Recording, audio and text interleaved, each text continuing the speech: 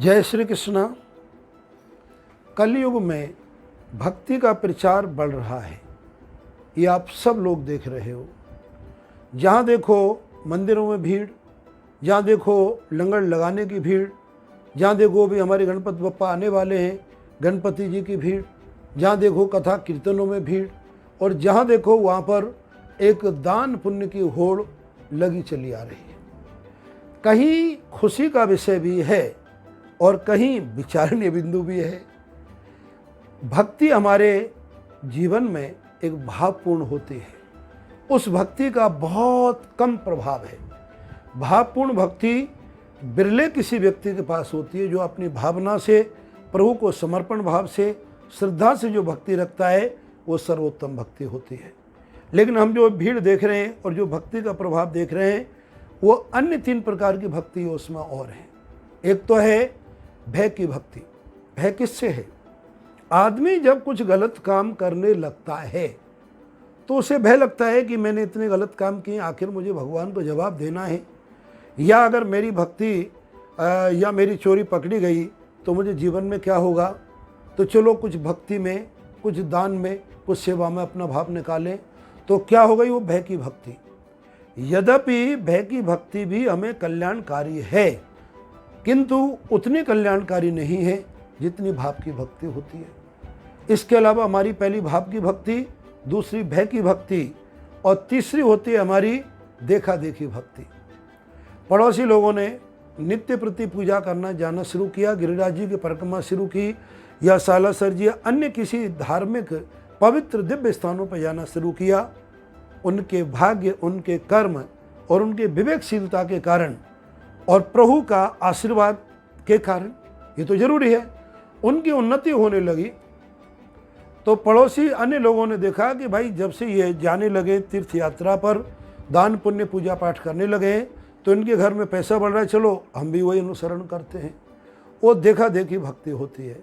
वो भी चलो किसी बहाने से आ रहे हो लेकिन आ तो रहें, वो भय की भक्ति हुई। दूसरी हमारी देखा देखी भक्ति हुई। तीसरी चीज़ एक और है, वो है प्रतिस्पर्धा की भक्ति। तो हमें स्पर्धा नहीं करनी चाहिए। प्रतिस्पर्धा करने में उतना ज़्यादा बुरा नहीं, लेकिन वो इतनी अच्छी भी नहीं है। प्रतिस्पर्धा किसको कहेंगे? इन्होंने 100 साधुओं के भोजन कराए, इनके घर में कल्याण हुआ, हम 200 को कराएंगे। इन्होंने गणेश जी 1.25 फुट के रखे, हम 2.5 फुट के रखेंगे। इन्होंने 7 दिन के गणेश जी रखे, हम 11 दिन के रखेंगे। इन्होंने 4 परिक्रमा दिए, हम 7 परिक्रमा देंगे। तो इस प्रकार से जो प्रतिस्पर्धा की भक्ति है उसका भी कलयुग में पूर्ण जोर चला रहा है, क्योंकि लोगों में होड़ आती है अपना नाम बढ़ाने की। प्रतिस्पर्धा का दूसरा रूप अपने नाम की भक्ति भी कह सकते हैं। किंतु जो भी है, इन सब भक्तियों में से कहीं ना कहीं किसी न किसी रूप से वो व्यक्ति भगवान से जुड़ता है, भक्ति से जुड़ता है और उसका कल्याण का माध्यम बनता है। इसमें कोई अतिशयोक्ति नहीं है, क्योंकि हमारे महात्मा तुलसीदास जी ने इन सब भावों को ध्यान में रखते हुए स्पष्ट किया है। जब आप भंडारा करेंगे तो भगवान का नाम आएगा, कीर्तन करेंगे तो भगवान का नाम आएगा, कथा कीर्तन में जाएंगे तो भगवान का नाम आएगा, और जो अपनी अंतःचेतना को एकाग्र करके प्रभु का ध्यान मग्न करके अगर जाप करेंगे तो भी प्रभु का नाम आएगा। तो हमारे इसमें स्पष्टीकरण कर दिया है, भाव कुभाव अनख आलसहु, नाम जपत मंगल दिस दसहु। किसी भी रूप में, किसी भी प्रकार से लिया हुआ भगवान का नाम और किसी भी रूप में, किसी भी प्रकार से भगवान की हुई भक्ति सदैव जीवन में मंगलकारी होती है। यद्यपि ये बात स्पष्टीकरण है कि इन सब भक्तियों में सर्वोपरि भावपूर्ण भक्ति है, और नाम जपने में हमारा श्रद्धापूर्वक जो नाम जपने का है उसका प्रभाव कुछ अनंत है।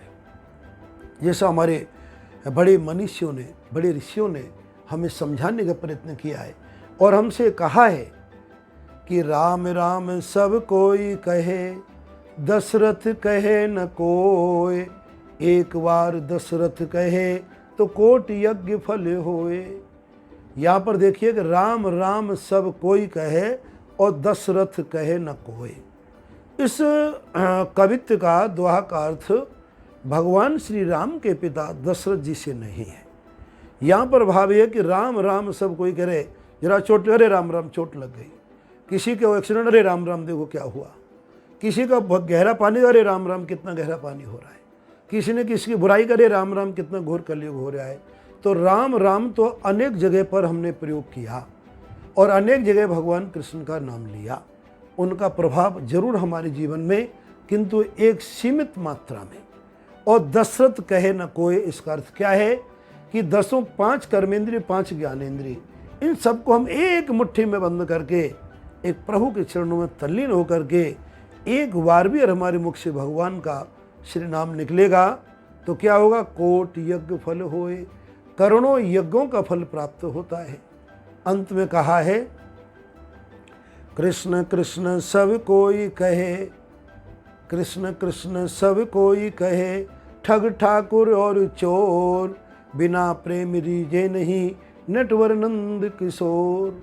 इन समस्त भक्तियों में, नाम जप में भगवान का समर्पण और भगवान का प्रेम और भाव, ये तीनों ही अनिवार्य हैं, जो हमारे जीवन में अतिशीघ्र हमें कल्याणकारी हैं। आप जिस किसी भी रूप में हैं, इस भक्ति का अनुसरण अवश्य रूप से करेंगे तो देखेंगे जीवन में कितना सुखानुभूति, कितने आनंद की अनुभूति, कितने कार्य की सिद्धि आपको अवश्य रूप से प्राप्त होगी। जय श्री कृष्ण।